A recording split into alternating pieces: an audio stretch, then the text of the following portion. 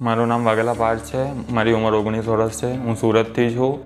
મને છેલ્લા 2-3 વર્ષથી કોન્સ્ટિપેશન રહેતું હતું. એના લીધે બહુ બધી મારી સમસ્યા થતી હતી. પેટમાં દુખાવો, માથું દુખે અને બહુ જ પેટની બીમારી થતી હતી, એસિડિટી થાય એવી રીતના કરીને. અને પછી મેં સુરતમાં પણ ઘણા બધા ડૉક્ટરને બતાવ્યું, પણ મને સેટિસ્ફાઈ થાય એવું રિઝલ્ટ મળ્યું નહીં. એટલે પછી મેં એક મારા ઓળખાણમાં પારડી ગયો. ત્યાં ડૉક્ટરે મને તેજસ સરનું રેફરન્સ આપ્યું. પછી તેજસ સરને હું મળ્યો. તેજસ સરે મારું પૂરું એક્ઝામિનેશન કર્યું.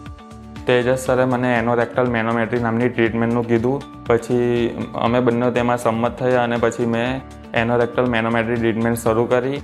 તેના 1 થી 1.5 મહિનાથી મને એકદમ મારી કોન્સ્ટિપેશન જે હતું એ સમસ્યા દૂર થવા માંડી. મને 70 થી 80% જેટલો ફરક એમાં પડતો થયો. એટલે પછી અને મને વિશ્વાસ છે કે આ 100% જેટલો ફરક હમણાં મારે 2 મહિનામાં પડી જશે.